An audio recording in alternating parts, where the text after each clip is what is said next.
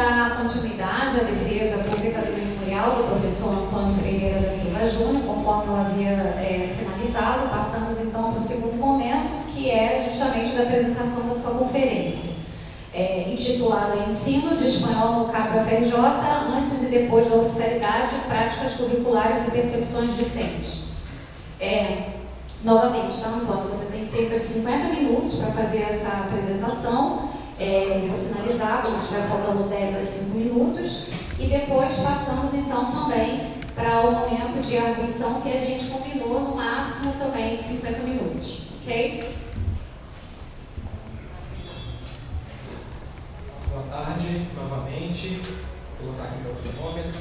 Então, dando continuidade, né, à segunda etapa, vou apresentar a vocês o título, que já tinha sido divulgado. Tinha pensado em inúmeras outras propostas, né, já que é aberto para o candidato a titular pensar, né, no título da sua conferência. Mas esse eu acho que era politicamente importante, né, como talvez o primeiro professor efetivo, agora eu não falo que eu sou o primeiro professor efetivo do CAP, mas talvez como o primeiro nessa história, acho que seria importante, né, para os livros da história, o ensino de línguas, ficar registrado esse tema de uma conferência pensado a partir da oficialidade, trazendo as percepções dos estudantes e as práticas curriculares. Então, pretendo, nesses 50 minutos, dar conta desse caminhar, né, falando um pouquinho por que esse tema, de onde eu falo, desenhando metodologicamente o histórico de ensino de línguas aqui no CAP, a oficialidade do espanhol, as bases teóricas, e aí eu já estou falando das práticas curriculares que dão apoio ao meu trabalho pedagógico, as percepções discentes, práticas curriculares e palavras inconclusivas.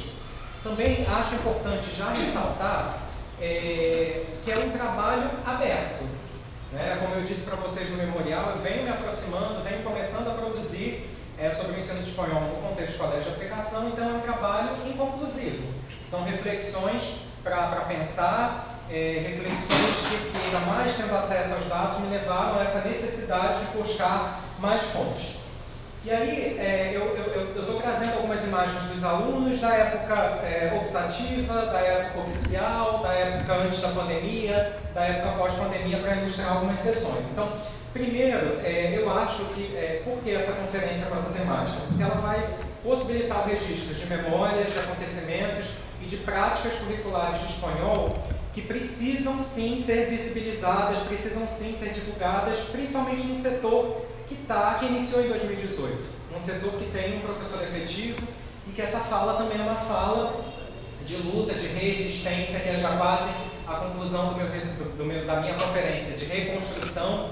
Então, é pensar que em alguns momentos a história da UFRJ e a história do CAP se confundem com a história da educação nacional. Então, é importante sim contextualizar o ensino do espanhol nessa realidade institucional. Trago vozes dos alunos secundaristas, que acabam me possibilitando sim repensar minha prática pedagógica, e de uma certa forma, já uma crítica que eu faço para a instituição, essa conferência possibilita a valorização da memória. Eu acho que ainda mais tendo passado por uma escrita narrativa do memorial, tendo acesso a alguns documentos, a gente precisa preservar a memória do ensino das disciplinas nos espaços escolares. Isso, infelizmente, eu não encontrei aqui no CAP.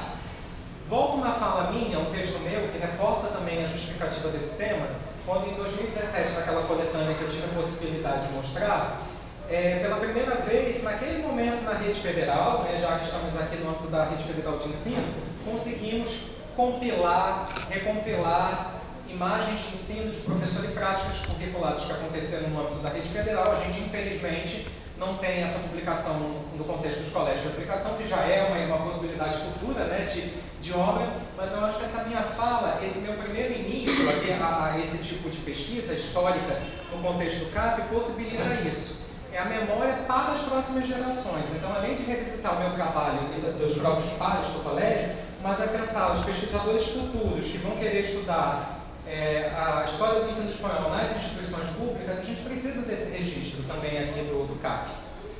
Bem, a gente não tem tantos estudos em relação a essa memória, a oferta do ensino de línguas, no próprio contexto do colégio de aplicação. Eu poderia citar alguns estudos de língua inglesa, da própria professora Raquel, da professora Juliana Jandri, que tentam trabalhar a formação de professores, os licenciandos, Mas em relação ao que temos de espanhol, é o trabalho da professora Maria Júlia, que atualmente é substituta, né, pela segunda vez de espanhol, que eu tive a oportunidade de participar dessa banca em 2017, mas primeiras reflexões minhas, motivadas pelo contexto pandêmico, um texto que ganhou até uma certa circulação, que são propostas didáticas a partir da pandemia. Não falei no memorial, mas já em 2018 e 2019 eu supervisionei um intercâmbio acadêmico do Marcos Rodrigues, que fez o seu TCC no impacto da reforma do ensino médio aqui no colégio. Um artigo meu que comparo a atuação do professor de espanhol no Cefet, no contexto tecnológico, na educação básica do colégio de aplicação. Um artigo da Maria Júlia, o primeiro trabalho, né, que eu citei anteriormente, num livro organizado por mim, que já avança nesse trabalho da memória do espanhol. O trabalho da Milena, que está aqui presente, que foi pipidiana, é o seu trabalho de TCC e é a sua dissertação de mestrado sobre a minha orientação. E esse último artigo, que para a banca eu só apresentei a carta de aceite, que foi lançado esse livro há 2 dias atrás no Congresso Nordestino, que eu começo a trazer as problematizações da fala de hoje. Né? Eu começo a trazer um pouco do que eu pretendo pesquisar no próximo ano. Então, em relação ao desenho metodológico, é de onde eu falo. Então, eu me construo como professor da linguística aplicada e não poderia deixar de citar a Paraquete, que na área do espanhol é a primeira professora que pensou essa ponte a partir dos anos 2000, para vocês observarem como a aproximação da língua espanhola ao debate da linguística aplicada é recente, né? Muito recente. Se a gente pensa naquela data que eu falei lá na conferência, que o primeiro programa de pós foi de 1970, então é pensar que o meu trabalho é político, né? Então, o meu trabalho em sala de aula, ele está... e a Celane já falava isso lá nos primeiros textos, né? Então, não poderia deixar de citar a professora Celane e a professora Márcia Paraquete, então não vou ter tempo de ler todas as citações, mas a ideia, de fato, é apresentar, né, dar mais ou menos uma reflexão do meu caminhar, né, de onde eu falo. Então, é pensar que a todo momento da minha prática aqui no CAP, o que eu quero é levar o aluno à desconstrução de algumas visões que estão solidificadas nas ideologias linguísticas, no que se circula aí em relação ao que é aprender espanhol ou o que é aprender uma língua estrangeira. Com isso, não dá para desvincular o trabalho do linguista aplicado com o campo das políticas linguísticas, né? Então, o trabalho do linguista aplicado é totalmente relacionado ao meu papel como agente de política linguística da minha sala de aula. Então, mesmo que no momento eu não tenha uma política linguística educacional favorável para o ensino do espanhol no Brasil, nesse momento, é pensar que a política se efetiva na minha sala de aula, né? A partir das minhas práticas, do texto que eu levo, do que eu problematizo. Eu estou fazendo política nessa fala, estou fazendo política nos textos que eu escrevo, nos resultados que eu divulgo da sala de aula. E por último, eu sou um pesquisador narrativo. Eu já apresentei isso para vocês no memorial, mas é mostrar, e aqui é uma citação minha, que de fato o que eu quero é compor sentidos para essas experiências que são vivenciadas e construídas com os meus estudantes, né? A partir dessa troca, dessa interação, e isso levaria a uma reflexão, a reduzir um clima um pouco pessimista, né? A partir do momento que a gente consegue, num discurso muito horizontal, pensar as práticas de ensino. Então, são essas as bases do meu trabalho, e o que eu pretendo falar aqui na conferência, mais adiante, é trazer o que eu estou chamando de arquivo da disciplina. Então, desde a minha entrada no CAP, eu já fazia isso no Cefet, eu venho compondo esse arquivo. Então, o arquivo ele é composto, de uma certa forma, esqueci que eu pedi perdão, agradeço muito ao gabinete da direção do CAP, e agradeço a DAI, o registro acadêmico, aos funcionários Patrícia, Caio, Ednilson e Francisco, porque sem eles eu não teria acesso a essas listagens dos estudantes e principalmente aos diários de classe da disciplina. Mas quando eu falo arquivo que vem sendo construído, um arquivo de memória, os questionários que eu venho aplicando desde a minha chegada, aos diários da disciplina que eu tentei levantar e as produções discentes que estão todo esse material constitui um acervo da disciplina, da memória do ensino de espanhol aqui na instituição. Eu vou trazer algumas reflexões. Claro que não daria conta em 50 minutos de apresentar todo esse arquivo, mas é um material que se abre agora para uma reflexão, para uma análise, né, para pesquisa. Então, o histórico de línguas no colégio de aplicação é pensar que nós temos muito pouco material bibliográfico sobre esse histórico. No primeiro momento, o acervo foi do projeto Memória CAP 70 anos, o CAP tem 74 anos, então nesse momento de 70 anos, um site com algumas publicações, mas não achei um apagamento em relação à história das próprias línguas, só achei um hino em língua francesa publicado nessa memória. pesquisa, mas é um projeto de pesquisa coordenado pela professora Ana Célia Castro, ex-capiana, ex-aluna do CAP, professora do UFRJ e diretora do Colégio Brasileiro de Altos Estudos, que também é um órgão vinculado ao UFRJ, e tem um projeto Memocap. Também entrei em diálogo com esse projeto, mas a ausência de informações relacionadas a línguas estrangeiras adicionais, e a minha base bibliográfica para construir um pouco essa memória é esse livro, Intelectuais e Guerreiros, da ex-licencianda do CAP, Alzira Alves de Abreu, que é um título referência, né? Ou seja, quando eu entrei no colégio de aplicação, logo eu comprei esse livro, e ontem, por acaso, achei a versão dele em PDF, então caso alguém queira depois possa compartilhar. Mas o contexto de produção é essa pesquisadora interessada em adolescentes que eram militantes em determinado período geracional. Para investigar esses militantes, ela descobre que a maior parte desses militantes eram egressos do colégio de aplicação. E aí, nessa obra que tem esse foco de historicizar, então, que escola é essa? Onde esses alunos que eram guerreiros estudaram, foi o meu arquivo memorialístico em relação ao ensino de línguas aqui na escola, que eu vou ter que passar brevemente. Há muitas questões interessantes dessa obra, mas eu fui tentando destacar quais eram as menções relacionadas a memórias de línguas. Então, uma primeira observação era uma professora, né, que nessa época nós chamamos os professores catedráticos, que selecionavam os professores que seriam os regentes de turma. A menção à professora de letras neolatinas, mas aqui neolatinas não incluía espanhol, neolatinas aqui incluía português e francês. Depois, é um livro que se pauta um pouco na história oral, mas esse princípio não está muito definido, falas e recordações de ex-professores e de alunos. Então a gente vai ter um destaque para as obras de língua francesa, obras de autores de língua inglesa, e comparando na história, e aí queria até destacar um livro também organizado pelo professor José Ricardo, né, da História do Ensino do Espanhol no Pedro II, que nos ajuda também esse livro a pensar outros momentos da história do ensino de línguas, a pensar que a literatura sempre foi um saber valorizado. Então isso aparece aqui nos dados. Aparece claramente, ou seja, a cadeira de língua francesa, a cadeira de língua inglesa, aparece, ou seja, inclusive, o que era modelo naquela época do mais inovador, que era o método direto e os métodos audiovisuais, e representavam um certo prestígio para a instituição, para o aluno que estudava no CAP. E é mencionado o clube de línguas, esse clube de línguas fica em aberto porque aparece né, por essa nomenclatura, que era algo a incluir outras línguas, mas não espanhol. E aí, como o colégio de aplicação ele nasce em 1948, é importante pensar que em 1942 nós temos ali a reforma Capanema, do presidente Getúlio Vargas, que a partir de 42 a gente tem a lei orgânica. E aí o colégio vai nascer justamente com essa proposta de matriz curricular. Então, se a proposta da lei, da reforma do ensino médio naquele momento, da reforma do ensino secundarista, pensava o ginasial e o clássico científico, o espanhol, teoricamente, estaria presente no clássico e no científico, que seria o ensino médio, e não no ginasial. Mas, por outro lado, não há o registro dessa memória do espanhol já naquele momento, porque, teoricamente, por ser uma lei, o espanhol deveria estar presente no CAP desde 1942. Se o CAP nasce em 1948, como uma exigência das faculdades de filosofia, ter um colégio para aplicação, para ser referência no ensino de línguas, nós já temos um processo de aversão, né, como eu chamo, à língua espanhola nesse contexto, né, ou seja, algo que a gente precisa observar.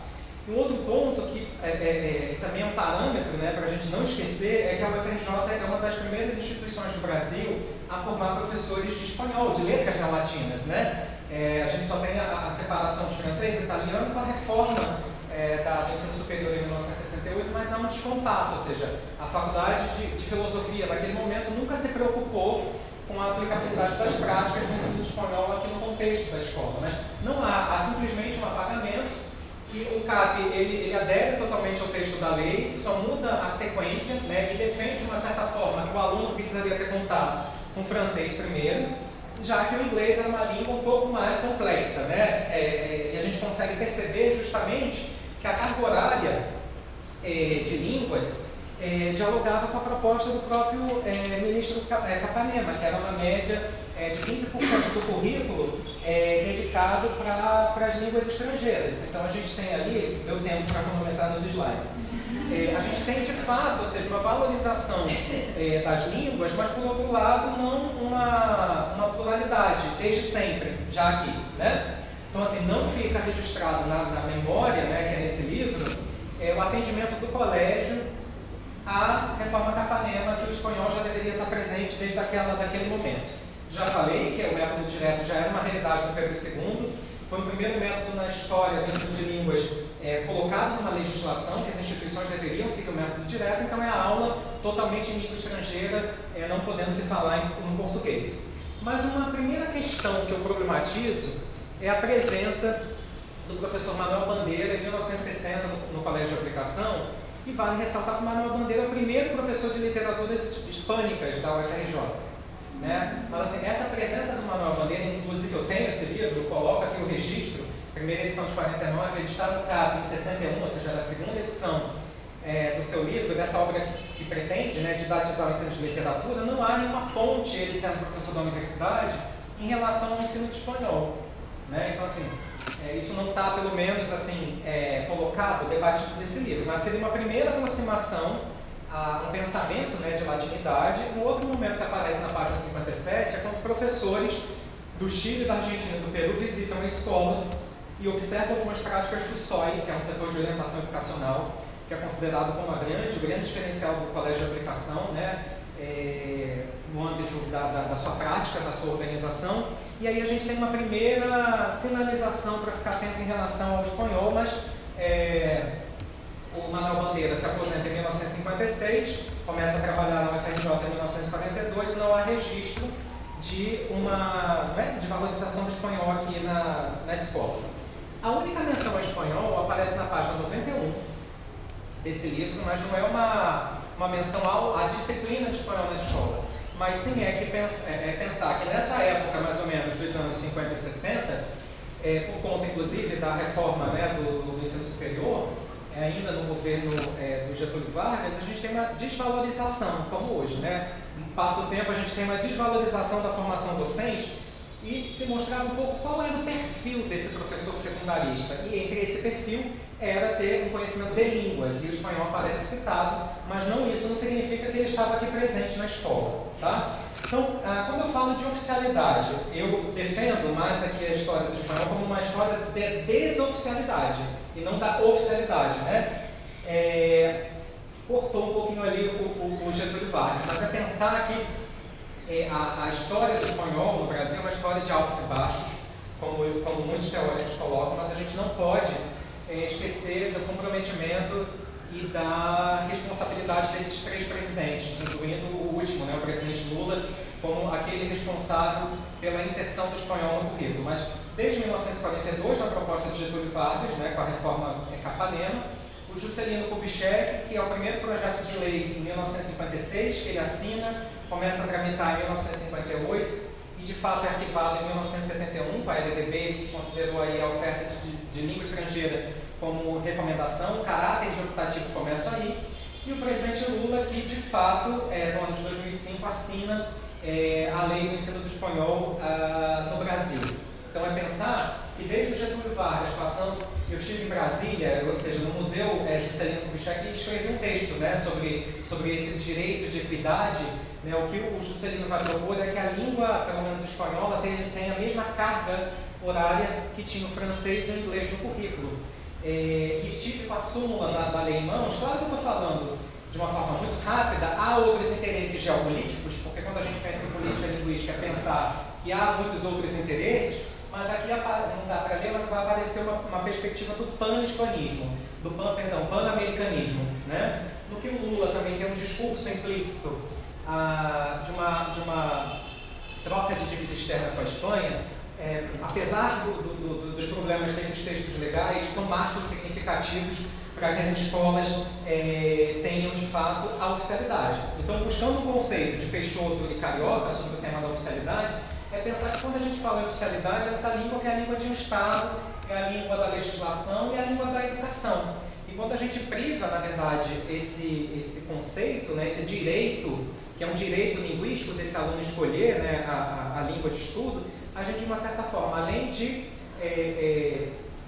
valorizar relações de poder que acabam sendo assimétricas, de uma certa forma a gente esquece da função social das línguas, ou seja, dessa formação que deveria ser em línguas. E aí achei importante trazer um pouquinho, né, nesse texto aqui na conferência, do conceito de oficialidade. Num artigo meu, em 2020, eu falo um pouco dos momentos, né, a partir de dados, de análise, que o espanhol se insere no âmbito da educação profissional.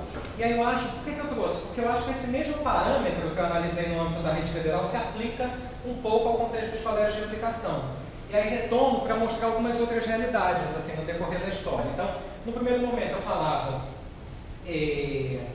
com o Tratado de Mercosul, que a gente começa a ter uma valorização ali do espanhol que está muito próximo do Tratado de Mercosul com a LDB de 96, que marca ali, né, o primeiro movimento mais plurilíngue e multilíngue da educação nacional. Um segundo momento muito específico da rede federal de educação, que é a abertura dos cursos da área de serviços, de turismo.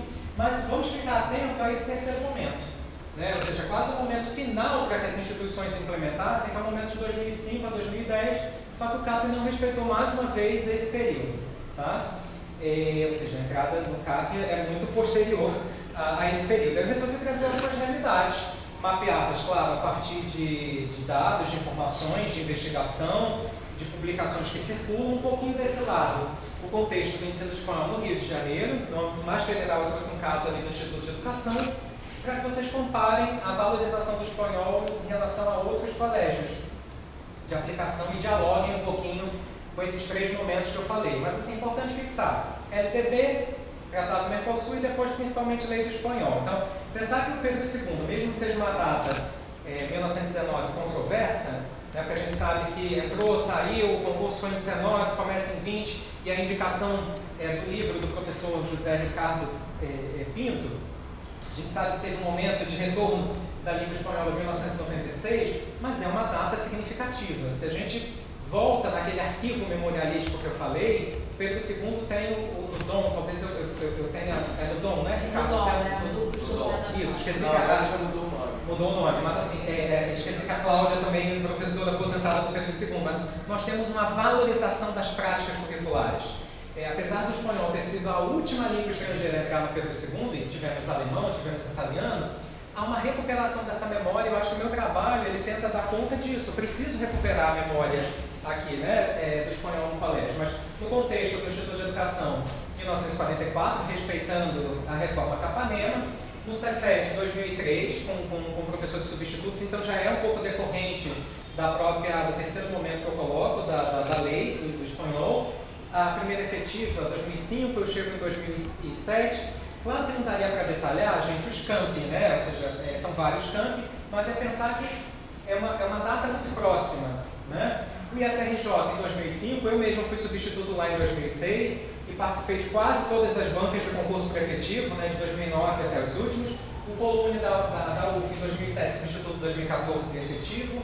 Colégio Naval 2008. E aqui eu optei por não trazer o IFF, Instituto Fluminense, porque eu não tenho muita certeza em relação da data, mas algumas fontes me levam a pensar que foi 1996 com a LDB. Então, não coloquei Exército, não coloquei Colégio Militar, porque são dados não tão seguros. E no CAP, observem, né, 2012, o efetivo 2018, mas eu costumo falar que esse efetivo em 2018 foi a partir não de um interesse, talvez, da instituição, porque a instituição não abriu um concurso, né? A reitoria acatou um pedido de redistribuição. Mas observem aqui, né, 1997, não vou ler todos porque, né, eu participei, tive a oportunidade, o prazer de participar de bancas lá de Juiz de Fora, de Viçosa, de Roraima.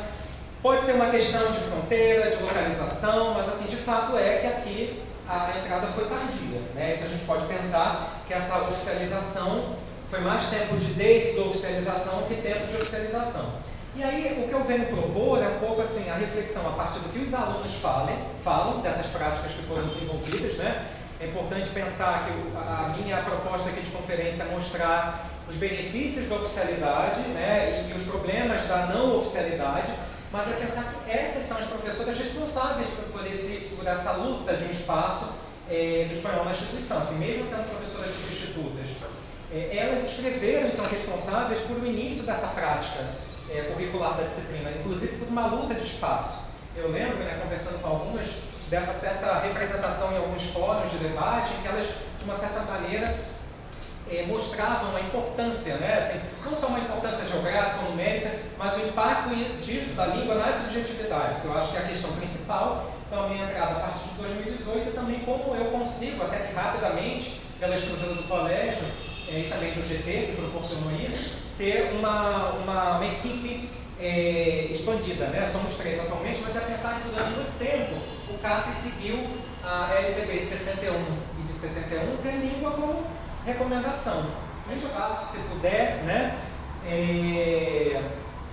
Mas assim, como eu falei, é o retrato das fontes hoje. Eu tinha outras fontes, como da própria professora Célia, que foi minha professora da prática de ensino, mencionando que aqui no CAP tivemos aula do CLAC de espanhol, mas como não são dados palpáveis, são dados que eu optei por não trazer.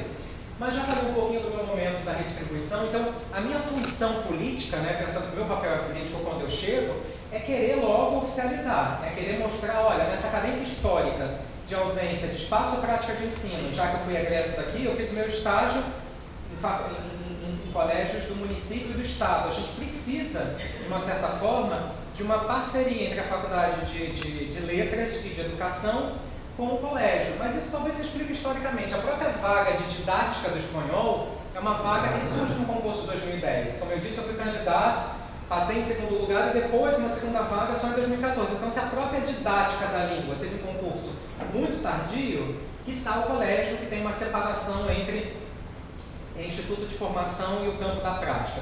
Mas é pensar que foi fundamental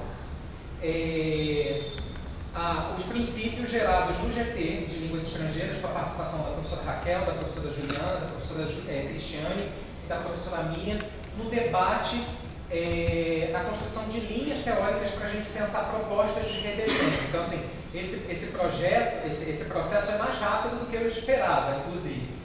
Por outro lado, como fomos impactados pelo golpe, né, pela entrada do Michel Temer, e ao mesmo tempo, lei da reforma 13.415 e BNCC, o debate sobre o currículo nunca se para no contexto no colégio de aplicação, e atualmente a gente vive esse cenário, ou seja, há um espaço de uma valorização para a língua inglesa, que precisa, né? Aqui a fala não é a valorização somente de uma ou outra, né? São princípios do nosso GT, uma educação plurilingüe, possibilitar que o aluno tenha pelo menos o direito de escolha de 2 línguas, mas é preciso garantir também um texto legal, que ele estude inglês. Então, de uma certa forma, francês e espanhol serão impactados por essa reforma. E aí eu acho importante, né, trazer, como de uma certa forma, a reforma do ensino médio, que já era uma promessa, né? A reforma do ensino médio e BNCC já era uma promessa também de governos anteriores, não só desde Michel Temer, mas de uma certa forma regredir para aquela reforma do ensino médio de 1971 de novo, né? De exclusão de alguns saberes, uma formação mais rápida, né? E de uma certa forma, eu gosto muito do Sábio Siqueira, ele coloca que o que a gente tem são miopias dos agentes públicos.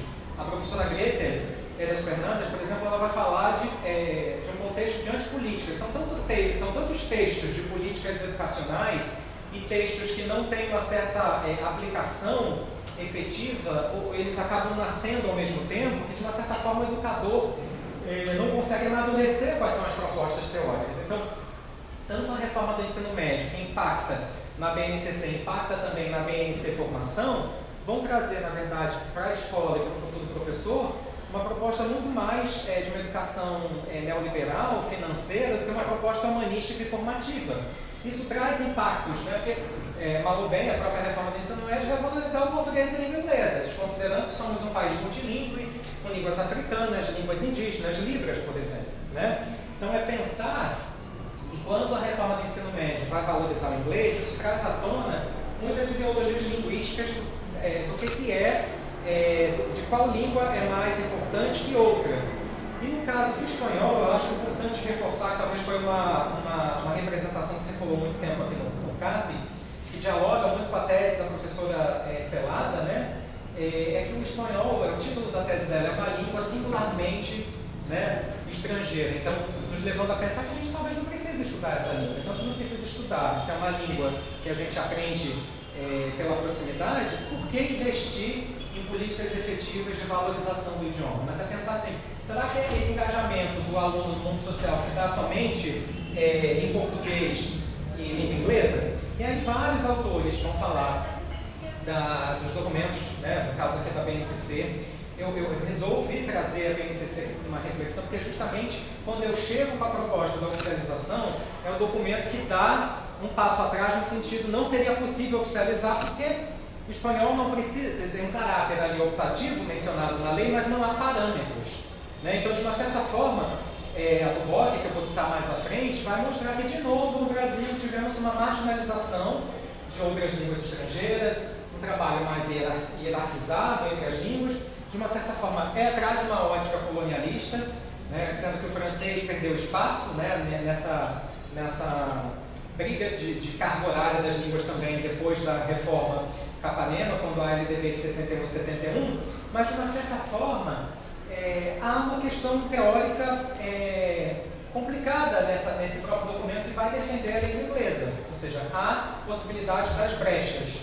E aí que de fato, no slide seguinte eu vou mostrar quais são as propostas de manutenção do espanhol nesse contexto e em outros contextos, ou seja, como a gente pode trabalhar nas próprias brechas desse documento. Um exemplo possível é uma contradição teórica. Então, ao mesmo tempo que o documento inova, propondo uma língua franca, propondo um texto de apresentação muito bonito pela linha dos multiletramentos, páginas depois ele vai trazer um currículo homogeneizado, estável, com estruturas de conhecimento, que a gente não quer, e que não é a perspectiva da língua franca. E aí no texto com a professora Greger, em 2019, muito no calor da emoção das apresentações aqui da escola, dos GTs, que eu estava defendendo, né, o espanhol, de fato nós escrevemos esse texto que talvez seja positivo o espanhol não estar lá na BNCC. Porque se não está na BNCC, há a possibilidade de pensar contrapropostas, que aparecem contrapropostas a esse documento, mais coerentes com o que já vínhamos publicando em termos de políticas educacionais, com aquilo que a gente acredita, com aquilo que a gente defende, porque se o espanhol não está na BNCC, abre a possibilidade de pensar em diálogo, inclusive na prática, com as orientações curriculares nacionais, que pela primeira vez na história, depois da lei do ensino de espanhol, tivemos um documento destinado para o ensino de espanhol no Brasil. Então, o meu trabalho aqui no CAP vai muito nessa linha do que eu escrevo, ou seja, eu escrevo também dialogando com aquilo um pouco que eu, tento dialogar com aquilo que eu faço. Então, como primeira parte agora da conferência, eu já queria mostrar assim, qual é o impacto entre essa oficialidade e não oficialidade. É pensar que nessa memória como língua optativa, que ainda circula bastante, isso em ações muito pequenas que mostram o apagamento do espanhol. Por exemplo, vou dar talvez 2 exemplos aqui muito práticos da escola. Um deles foi ainda no manual de estágio desse ano, em que o espanhol não é mencionado em nenhum momento como língua estrangeira aqui da escola. Né? Então, assim, mais uma vez, você precisa, olha, está faltando espanhol, nós temos estagiários aqui desde 2012. Um outro momento é algo muito simples, uma lista de presença do conselho de classe que o setor de espanhol não está lá. Né? Ou seja, aparece todos os setores da escola, mas o espanhol não está lá. Então, essa memória, é língua obrigatória do ensino médio, é muito recente, né? E há essa necessidade constante de você se reafirmar, ou seja, por isso a representação política. Mas dessa parte optativa é pensar que já era uma oferta diferenciada. Estava lá como optativa, tem um valor, né? Vou destacar inclusive o trabalho da disciplina optativa, mas de uma certa forma não está no ensino fundamental, não participa, o professor não participava dos debates. Por outro lado, há uma ausência de programa. Então, nesse período que a disciplina ficou como língua optativa, não temos um programa curricular elaborado pela Faculdade de Educação, pela Faculdade de Letras, em parceria com substitutos. A gente tem simplesmente uma ausência no pagamento. Depois, o ecletismo metodológico dos docentes, que não é ruim, né? Eu também estou nessa linha um pouco do pós-venda, mas isso a gente não tem acesso. Então, nessa minha pesquisa às fontes, eu descobri que realmente, assim, nós tivemos somente a primeira professora substituta, preenchendo o diário. De fato, eu consegui os 4 primeiros diários da disciplina do ano de 2012. Nos outros anos, a partir dessa conversa com as próprias professoras, não era mais necessário os diários. Então, a gente tem um apagamento, né, da materialidade do que era o ensino de espanhol no CAP nesses anos. Mas eu não mereço, inclusive valorizo muito a construção dessa caminhada, que facilitou muito a minha chegada dessas 4 professoras substitutas, inclusive uma delas agora é colega novamente no setor. Né? Então, a oferta obrigatória representa uma representatividade política, um diálogo com os outros setores, mostrando que há, né, um agenciamento nas minhas aulas, né, dos estudantes e também nas minhas falas, mesmo que eu ainda fale pouco e observe mais, né, eu já tinha falado isso no memorial, mas ao mesmo tempo há um início de disciplina obrigatória a partir de 2020, só que por outro lado, os desafios da pandemia. Então, digamos que os 2 primeiros anos de oficialidade da disciplina acabaram sendo impactados pelo caráter remoto, mas isso não significa que o espanhol definitivamente é a língua, mais uma língua oficial, porque a gente não tem um tratamento equiparado. O espanhol não está no ensino fundamental, que é uma próxima luta, né? E precisa, de uma certa maneira, em alguns momentos, em algumas falas de setores, ainda mostrar uma certa representação. Então, para falar um pouco das bases teóricas, eu vou ter que falar isso rapidamente para entrar no campo das percepções, é mostrar que as minhas aulas estão pautadas por alguns desses conceitos que eu vou apresentar aqui. Um deles foi muito motivado pela troca com o setor de língua inglesa nesse período pandêmico, mas primeiro, eu gosto muito do Almeida Filho, mesmo não concordando com todos os princípios de ensino comunicativo, mas eu acho muito poético essa definição. Então, assim, faço questão de ler. Língua não é disciplina para olhar para si mesma, e aí ele está falando de gramática. A gente não pode pensar a língua estrangeira no currículo como uma disciplina igual às outras, né? É língua para se viver. E aí, com isso, língua para se viver, para fazer projetos, para colocar coisas em práticas, que é a concepção que eu defendo. Antes mesmo da noção, da construção do conceito de língua adicional, Almeida Filho, em 1991, já falava de desestrangerizar o ensino. Então, essa é a minha perspectiva. Então, eu não quero que meu aluno seja proficiente em espanhol, mesmo porque eu acredito que isso é uma caminhada. É isso. O conceito que eu aprendi com a equipe de língua inglesa daqui, que língua é repertório, língua é pedaço, língua é junção. E gosto muito desse conceito da Ana Salgado, professora da Federal de Juiz de Fora, que vai pensar na translinguagem, né, claro, mas no conceito de repertório da língua como justiça social. Então, eu tenho que respeitar o que o meu aluno traz como material. Tá? Então, o primeiro deles é a língua como prática. O segundo são as perspectivas críticas. Então, é pensar que a aula de espanhol é o espaço para que esse aluno se coloque no lugar do outro. No espaço, ou seja, que é de conflito, que é de lutas sociais, que são econômicas, políticas, mas acho que a gente precisa desconstruir bastante coisa, a gente precisa desaprender. E um outro conceito que vem alimentando as minhas práticas nos últimos anos, que é pela linha dos letramentos críticos, que é a noção das brechas. Eu, professor, como agente de política da minha sala de aula e também como um agente de mudança da realidade, tenho que ser sensível para possibilidades de brechas. Eu acho que eu não tinha nem falado isso com o Ricardo quando ele me perguntou do material, mas se eu trabalho com livro didático, quais são as possibilidades, né, que não é mais o meu caso, eu não trabalho com livro didático, mas quais são as possibilidades de potencializar, de expandir o olhar do meu aluno para proporcionar nesse meu aluno um empoderamento crítico, né? Dialogando com a pedagogia do Paulo Freire, sim, o nosso patrono da educação. Então, como eu posso, definindo aí brechas, que na verdade é uma metáfora que ela usa, a atitude curricular, como eu posso, num professor que não tem essa formação, porque a gente tem uma formação ainda muito cartesiana, como a gente pode desaprender para começar a perturbar o aluno com os textos. Não é o texto que vai fazer isso. Pode ser um texto falando de um fato político ontem, mas se eu não tenho essa atitude, eu não consigo trabalhar pelas brechas. Então, assim, a do BOC vai apresentar propostas, infelizmente eu não vou ter tempo para mostrar essas propostas, só na seguinte, mas assim, longe de querer também criar métodos, porque justamente o trabalho pelas brechas é romper, é perturbar, mas é pensar que a aula de espanhol vai valorizar sim o que os alunos já trazem, mas ao mesmo tempo há momentos de perturbação de consciência com o novo, inclusive de diálogo com conexões de conhecimentos locais, ou seja, valorizando conhecimentos da vida, né, do próprio aluno, da sua realidade,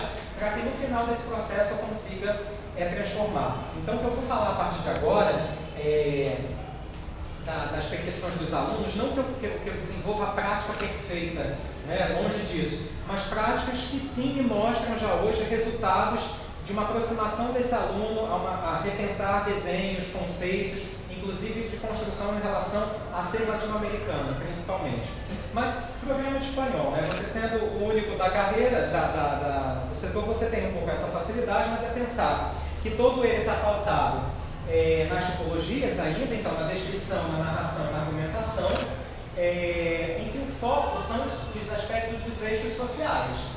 Né? Ou seja, eu não estou pensando em currículo aqui como conteúdo, mas currículo como identidade, currículo como subjetividade, e os aspectos linguísticos e lexicais aparecem, né? Mas eles não são os protagonistas. E aí, a partir disso, começo a trazer algumas percepções. Então, é pensar que, nesse arquivo da disciplina, que eu não tenho compromisso de falar sobre todo esse arquivo aqui, eu vou pensar algumas falas desses alunos. Então, no primeiro momento, eu acho que agora eu vou conseguir usar a luzinha, que eu esqueci é pensar que assim, o mapeamento do número de estudantes na etapa optativa mostra que são categorias polêmicas, masculino e feminino, mas assim, como eles estão matriculados na escola, mas mostra que o número de alunos de espanhol na fase optativa são alunas mulheres, né? Alunas que se identificam no gênero feminino, e aí aqui a gente observa nos impactos, ou seja, a partir da reforma do ensino médio, como esses alunos, né, os números de interesse, eles diminuíram se a gente compara ao número do início. Isso dá muita reflexão, né, para pensar em publicações futuras. Esses questionários, como eu falei, eles foram muito contaminados pela minha atuação no Cefet. Então é pensar que para a construção da minha prática, eu preciso, de uma certa maneira, escutar esse estudante. Então, eu queria saber um pouco as percepções dos alunos da época optativa em relação à língua, às dificuldades, e aqui, como eu falei, eu vou trazer algumas imagens. Tá? Então fica muito nítido que por que é importante. Primeiro, eu acho, reforçar essa pergunta, por que é importante? É sim importante aprender espanhol, não? Isso não é importante? Não, é importante sim. Então já orientar para a pergunta, então muitos vão reforçar pela sonoridade, por entender a América Latina, por na verdade ser uma língua importante para o mercado de profissional, né? Mas por outro lado, assim, a gente vai perceber que muitas dificuldades, ou começa aqui, aquilo que eu falei, o francês ainda não parece no imaginário, é tentar expressar no espanhol, ou seja, há uma memória discursiva aqui na escola que para você entender ou aquilo que o aluno busca, eu quero falar, eu quero verbo, eu quero criar frases, isso não dialoga com a sua proposta. Então, assim, parece que eu teria que, de uma certa forma, desconstruir o que eu defendo aqui. Então, assim, o que eu defendo? Então, como você avalia? Há questões aqui que vem aulas chatas, toda aula é folha com texto, a gente lê, discute e faz as questões. Ou seja, é um aluno que não valoriza, de uma certa forma, essa perspectiva das brechas. Mas eu sigo nas brechas, eu sigo tentando ser resistente com a coerência. Mas, por outro lado, assim, ainda mais agora depois da pandemia, aqui é antes, né? Na fase optativa eu vou trazer já para vocês logo do período oficial. Mas eu também consigo ser o professor que trabalha léxico. Eu também sou aquele professor que tento levar o joguinho. Sou aquele que me adapta aos estudantes. Mas, assim, pode não ser a minha defesa totalmente de aula, né, de concepção linguística, mas ao mesmo tempo essas percepções nos levam a pensar o que eles entendem por aprender língua, mas ao mesmo tempo como eu uso esses materiais para pensar os meus planejamentos. Então, é pensar que os questionários aplicados a partir da época remota, eles acabam às vezes não falando só do ensino de espanhol, eles vão falar exatamente de muitas coisas, de muitas crises, em relação principalmente com esse período de educação remota. Então, foram dados, vocês viram que no slide anterior eu consegui levantar dados inclusive de bairro, não que isso seja importante aqui para a pesquisa, mas nesse arquivo eu acho bom, né, ter, mas em relação àquele momento, as percepções são as mesmas, é uma língua com pronúncia bonita, eu quero viajar, se parece um português, e as dificuldades de ensino remoto, quase todas não eram em relação à língua. Um caso ou outro que falava assim, não, o professor fala rápido demais, o professor só dá aula de espanhol, então, de uma certa forma, são sempre as mesmas representações, isso eu levo também para eles. Né? O Almeida Filho é um autor que ele tenta mostrar também assim, quem forma o aluno para ele ser um bom aprendente, que é a palavra que ele usa, de língua. A gente precisa mostrar para ele que ele tem um papel nesse esquema, ele defende os desenhos, os esquemas, então assim, eu tenho que discutir isso com os meus alunos. Né? E nesse período remoto, né, o que eu vou falar mais agora, por conta do tempo, eu tive a oportunidade de dar continuidade nessa fase pós-vacina com a mesma turma do remoto. Então, eles desenvolveram algumas narrativas, e eu achei muito interessante que eles seguem, né, as estruturas, lá colocam um título, fizeram um texto em 3 parágrafos. Então, assim, esse aluno, que inclusive mostra essa língua como prática no repertório dele, ele não estudou artigo. 2 anos que eu sou professor dele de espanhol, a gente em nenhum momento parou para estudar artigo, né, porque eu acho que não é importante. Eu acho que há outras questões que são mais importantes, mas por outro lado ele consegue ter uma produção discursiva. Essa outra produção é muito interessante, espanholizar, ou seja, ele vai defender que as línguas, né, que o espanhol esteja presente na escola. Mas assim, é mostrar que eu venho acumulando um arquivo, né, e eu não vou poder falar por conta do tempo, que vai ser um material muito rico para análise futura, né, de como você avalia o trabalho do professor, como você avalia aquilo que você estudou, quais são as dificuldades, e a partir desse material que eu venho, de fato, organizando. E os últimos dados não dão conta muito em relação ao ensino de espanhol. É mais uma dificuldade do ensino presencial e do ensino remoto, ou seja, eu não consigo me concentrar, eu tenho dificuldade de atenção, o professor era melhor dar aula no remoto porque ele tinha mais recurso. Isso foi uma fala interessante, né? Mas é pensar que nesse trabalho de arquivamento, eu venho, né? Assim que eu encontrei o arquivo da escola, né? E saí de lá com o arquivo assim. Por um lado, eu acho que eu contribuí, porque agora tem um servidor, né? Tem um servidor que agora vai organizar essa memória que é importante. Então, eu consegui mapear, que é um trabalho que eu quero fazer, um trabalho de o que era protagonista no ensino, no início do espanhol. Tá vendo? Não estou criticando o trabalho, até porque, analisando a fala dessa professora com uma outra entrevista que ela ministrou, mas, de fato, essa professora se identificava naquele momento como uma professora muito mais sistêmica. E aí, a diferença do programa. Não estou falando, novamente, que é o certo. A minha pretensão aqui não era dar um exemplo de sequência didática, mas mostrar como essas práticas me afetam, principalmente quando eu consigo trazer a eles ou desenvolver projetos. E aí, esse eu acho que é o grande projeto desse ano, são das outras narrativas, de trazer Carolina, a exposição da Carolina, dialogar com a Francia Marques, estabelecer um diálogo a partir de uma orientação da estagiária, de como a Françoise Egard, uma escritora de Martinica, escreveu um texto em diálogo com a Carolina de Jesus e como isso dialoga com a Francia Marques, e como a Francia Marques, que achava que era a primeira vice-presidenta, o aluno percebe que na Costa Rica a gente já tinha uma vice-primeira presidenta, os impactos da mídia. Então, isso é a prática que eu considero mais importante quando eu coloco os meus alunos como protagonistas. Então, nos trabalhos, nos relatos de podcast, ou seja, língua para se viver, né? Então, eu acho que as minhas práticas vão nesse sentido. Então, numa avaliação escrita, eu não estou interessado se ele colocou a gramática corretamente, eu estou muito mais interessado nessa produção discursiva, a partir do contato com os textos, dos debates, no que ele está desconstruindo, né, em relação à aprendizagem do espanhol. Então, aqui são algumas fotos, por exemplo, o que vem acontecendo. Atendi a eles, queremos trabalhar séries, mas é muito interessante você levar uma série. Um fragmento de 5 minutos, já tem um aluno que está dormindo com 5 minutos, né?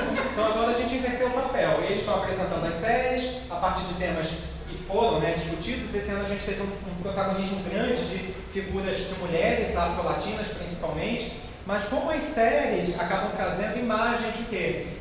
De representações, de estereótipos. Então esse é o trabalho que vem sendo desenvolvido, de alunos que conseguem escrever letras de canção, conseguem gravar em espanhol esses áudios, e ao mesmo tempo eu nunca trabalhei, eu nunca dei uma aula exatamente, necessariamente de pronúncia, ou seja, o repertório que eles têm é o professor falando. E tem muitos materiais, e isso me toca profundamente, porque eu tenho muito orgulho dessa prática que eu desenvolvo. Já desenvolvi no Cefet um trabalho parecido. Aqui é uma prática um pouco diferente, né? Então aqui eu vou passar somente fotos e tem todos esses materiais arquivados. Inclusive trouxe alguns aqui impressos, que vão compondo, inclusive, né, o tema de monografia, de dissertação de mestrado da Milena. São produções discursivas que vão sendo construídas nessa perspectiva de pensar gêneros, que é uma outra base teórica que eu não pude falar, e também em relação a unidades didáticas que talvez eu tenha a possibilidade de falar na atribuição, mas mostrar isso que me emociona, de um aluno que consegue olhar a partir das aulas que tem de espanhol na escola e repensar também o seu olhar para as coisas do próprio cotidiano, e também de um aluno que começa a verificar que o espanhol, sim, precisa ter espaço aqui na escola. Como contribuição, e aí acabo aqui, eu acho que, apesar da reforma do ensino médio, da implementação da BNCC, que é um debate ainda em aberto no CAP, o ensino do espanhol permanece. Eu acho que pela importância que esse trabalho antes, né, do período oficial, e a importância que o espanhol vem ganhando, eu acho que com lei ou sem lei, aproveitando o discurso da professora Leide Gonçalves, da USP, o espanhol vai permanecer no CAP. Eu acho que o espanhol vai sim construir e constrói uma proposta de educação linguística diferenciada. Por outro lado, eu aponto aqui, essa fala também é política nesse sentido, a gente precisa contratar professor efetivo, a gente precisa rever o parâmetro de cálculo dessa instituição, porque senão nunca o espanhol vai conseguir solidificar a sua presença na escola e não vai conseguir galgar outros níveis, como o ensino fundamental. Depois, a importância de continuar, o meu trabalho agora para 2023, né, continuar acompanhando, analisando essas percepções e como elas me ajudam, né, e vão ajudar também os bolsistas a repensar que prática queremos de espanhol na escola. Vamos precisar rever o meu programa curricular, porque talvez não necessariamente o programa curricular de espanhol fique nos 3 3 anos, né?